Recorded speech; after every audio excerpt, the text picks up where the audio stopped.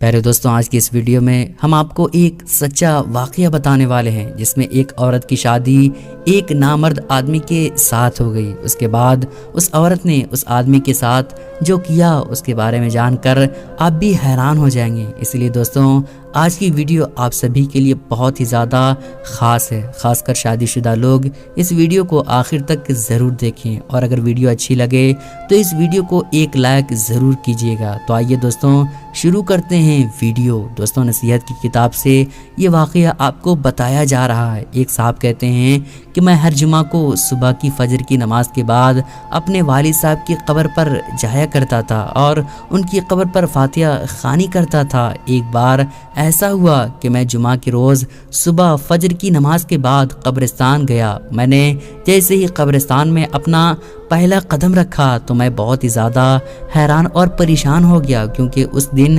قبرستان میں ایسی خوشبو آ رہی تھی جیسی خوشبو میں نے آج سے پہلے کبھی نہیں سونگھی تھی، اور نہ ہی ایسی مہک میں نے اس سے پہلے محسوس کی تھی۔ آج میں نے نئی خوشبو کو قبرستان میں محسوس کیا تھا۔ اس خوشبو نے مجھ کو بے چین کر دیا، کیونکہ وہ خوشبو کسی بھی طرح سے اس دنیا کی خوشبو نہیں لگ رہی تھی۔ خیر، اس کے بعد میں اپنے والد صاحب کی قبر پر پہنچا اور فاتحہ خوانی کرنے لگا۔ اس کے بعد میں نے دیکھا کہ میرے والد صاحب کی قبر کے پاس ایک قبر ہے جو بالکل نئی ہے۔ اس پر تازہ پھول اور نئی چادر رکھی ہوئی ہے، جس سے اندازہ لگانا مشکل نہیں تھا کہ یہ قبر 2 یا 3 دن پہلے تیار کی گئی ہے۔ اس کے بعد میں جب اپنے والد صاحب کی قبر سے فارغ ہوا تو میں واپس جانے لگا۔ پھر میں نے سوچا کہ کیوں نہ اس نئی قبر پر بھی دعائے مغفرت کی دعا مانگ لی جائے۔ یہ سوچ کر میں اس نئی قبر کی طرف چل پڑا اور اس پر جا کر مغفرت کی دعا کرنے لگا۔ دعا کے دوران میں نے محسوس کیا کہ جو خوشبو میں قبرستان میں داخل ہوتے وقت محسوس کی تھی، وہ خوشبو اسی قبر سے آ رہی تھی۔ پھر میں نے اس قبر کی مٹی کو اپنے مٹھی میں بھرا۔ اس مٹی کو چھوتے ہی میں ایک دم سے حیران ہو گیا، کیونکہ اس قبر کی مٹی بہت ٹھنڈ تھی، جیسے کہ وہ نم ہو، لیکن وہ مٹی ایک دم سے سوکھی تھی۔ اسی لیے میں اس بات کو دیکھ کر بہت ہی زیادہ حیران ہوا کہ اس قبر کی مٹی کتنی ٹھنڈی ہے اور نم ہے۔ اس کے بعد میں نے اپنی حیرت کو اپنے پاس رکھا اور اس مٹی کو واپس اسی قبر پر ڈال دیا اور اپنے ہاتھ جھاڑتے ہوئے وہاں سے چل پڑا، اور پھر وہیں سے اپنی دکان پر چلا گیا اور دکان کھول کر بیٹھ گیا۔ اس کے بعد جب میری دکان پر پہلا گراہک آیا اور اس نے جو سامان مجھ سے مانگا، میں نے اسے وہ سامان دے دیا۔ جیسے ہی میں نے اس کو سامان دیا تو وہ کہنے لگا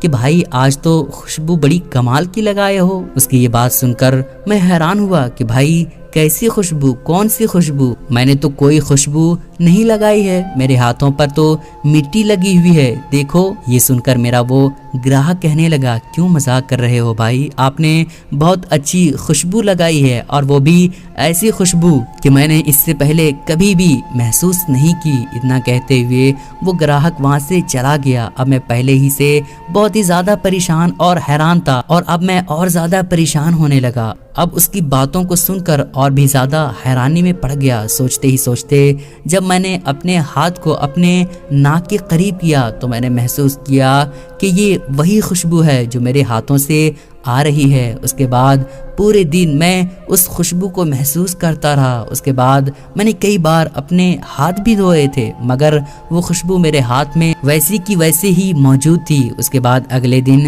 یعنی ہفتے کے بعد میں نہ چاہتے ہوئے بھی قبرستان کی طرف چل پڑا اور اپنے والد صاحب کی قبر پر دعائے مغفرت کرنے کے بعد میں اس نئی قبر کی طرف چلا گیا، یہ سوچ کر کہ یہ نئی قبر کس کی ہوگی، آخر کون ہے اس قبر کے اندر جو اتنا نیک ہے، آخر ایسا کون سا عمل کیا ہوگا جو اس کی قبر اتنی ٹھنڈی اور خوشبودار ہے، اس نے ایسا کون سا کام کیا ہوگا جس کی بدولت اس کو اتنا بڑا انعام ملا ہوگا۔ یہی بات سوچ کر میں بہت ہی زیادہ پریشان ہو رہا تھا۔ یہی بات سوچتا ہوا اس قبرستان میں کام کرنے والے کے پاس جا پہنچا اور اسے پوچھا کہ بھائی، یہ قبر کس کی ہے؟ تو اس نے مجھے بتایا کہ صاحب یہ قبر ایک عورت کی ہے۔ یہ جان کر میں اور بھی زیادہ حیران ہوا اور سوچنے لگا کہ بھلا اس عورت کو یہ شاندار مقام کس طرح سے ملا ہوگا۔ اس کے بعد اگلا دن اتوار کا دن تھا۔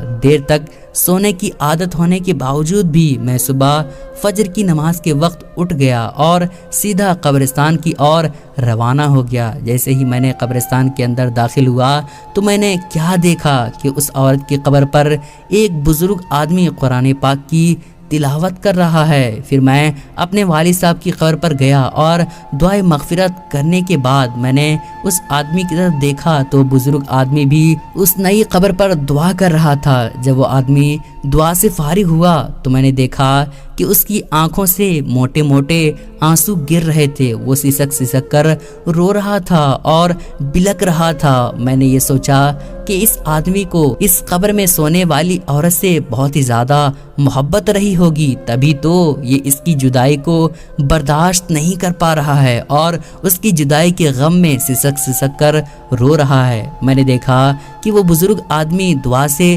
فارغ ہو کر وہاں سے جانے لگا۔ جیسے ہی وہ وہاں سے واپس جانے لگا تو میں نے اس کو آواز لگائی کہ اے جناب ایک بات سنیے، بس تھوڑی دیر کے لیے آپ میری بات کو سن لیجئے۔ میں معافی چاہتا ہوں میں نے اگر آپ کو تکلیف دی، مگر میں آپ سے ایک بات پوچھنا چاہتا ہوں، اگر آپ برا نہ مانیں تو میں آپ سے یہ بات پوچھ لوں۔ تو وہ کہنے لگا کہ اس میں برا ماننے والی کون سی بات ہے، پوچھئے آپ کیا پوچھنا چاہتے ہیں۔ تو میں نے کہا ابھی آپ جس قبر پر دعا مانگ رہے تھے یہ قبر کس کی ہے؟ اگر آپ مناسب سمجھیں تو آپ بتا دیجئے۔ تو وہ کہنے لگا کہ یہ آپ کیوں پوچھ رہے ہیں؟ تو میں نے کہا کہ دراصل اس قبر سے آنے والی خوشبو نے مجھے بے چین کر دیا ہے۔ اس قبر کی ایسی خوشبو میں نے آج تک کہیں پر بھی دوسری اور محسوس نہیں کی۔ مجھے یہ خوشبو اس دنیا کی نہیں لگتی ہے۔ میں آپ سے یہ جاننا چاہتا ہوں کہ صاحب قبر نے کون سا ایسا عمل کیا جس کی وجہ سے اس کو یہ مقام ملا ہے کہ اس کی قبر بہت ہی ٹھنڈی اور خوشبودار ہے۔ تو یہ سن کر اس بزرگ نے ٹھنڈی آہ بھری اور کہنے لگے کہ قبر ٹھنڈی اور خوشبودار کیوں نہ ہوگی، اس نے اللہ تعالیٰ کو راضی ہی اس طرح سے کیا ہے۔ یہ سن کر میں کہنے لگا جی میں یہی تو جاننا چاہتا ہوں کہ اس نے ایسا کون سا عمل کیا ہے، ایسا کون سا کام کیا ہے جس سے اس کو یہ انعام ملا ہے۔ تو بزرگ کہنے لگے کہ یہ میری بیوی کی قبر ہے، 30 سال کا ہمارا ساتھ رہا ہے، میں 4 بہنوں کا ایک لوتا بھائی ہوں۔ میری بہنوں اور میری ماں کو میرا چہرہ دیکھنے کا بہت ہی زیادہ شوق تھا۔ جیسے ہی میں کسی کام پر لگا تو انہوں نے چاند جیسی دلہن کی تلاش کرنی شروع کر دی۔ پھر کچھ ہی دنوں کے بعد انہوں نے لڑکی ڈھونڈ نکالی اور اس کے ساتھ میری شادی کروا دی۔ میری ماں اور بہنوں نے اپنے ارمان دل کھول کر پورے کیے۔ اس کے بعد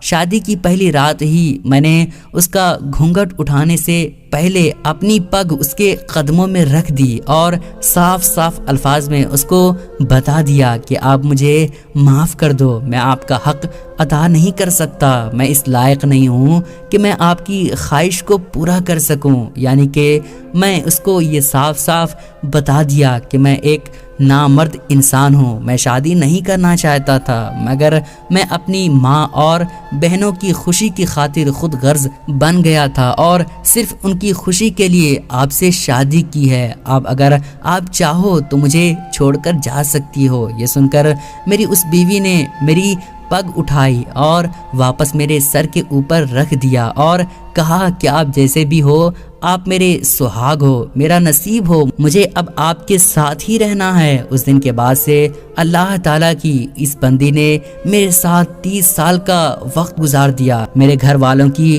ہر کڑوی بات کو برداشت کیا، بانجھ ہونے کے تانے سنے مگر میرا پردہ رکھا۔ اللہ کیسے اس قبر کو ٹھنڈا اور خوشبودار نہ کرتا جس نے دنیا میں اتنی پاک اور صاف زندگی گزاری ہو۔ اتنا کہتے ہوئے وہ بزرگ زارو قطار رونے لگے اور کہنے لگے کہ اس عورت نے 30 سالوں تک صبر کیا، اور سب سے بڑی بات تو یہ ہے کہ اس نے میرا پردہ رکھا، اور یہی وجہ ہے کہ جس کی وجہ سے اللہ تعالیٰ نے اپنے جنت کے باغوں میں سے ایک باغ اس کو عطا کیا ہے۔ اور پھر وہ بزرگ کہنے لگے، بس میں آپ سے یہی بات کہنا چاہتا ہوں کہ کسی عورت سے آپ وفا چاہتے ہو تو آپ اس کو وقت دو، اس کو محبت دو، اس کو بھروسہ دو، اور سب سے بڑی بات آپ اسے عزت دو گے تو آپ کے لیے اپنی جان بھی دے دے گی، مگر آپ کے ساتھ وہ کبھی بھی بے وفائی نہیں کرے گی۔ دوستوں، آپ کو یہ ویڈیو کیسی لگے ہمیں کمنٹ باکس میں ضرور بتائیے گا۔ آج کی اس ویڈیو میں بس اتنا ہی، اور ہاں دوستوں، اس ویڈیو کو اپنے دوستوں میں ضرور شیئر کیجیے گا اور ہمارے چینل کو بھی سبسکرائب کر لیجیے گا۔ السلام علیکم، خدا حافظ۔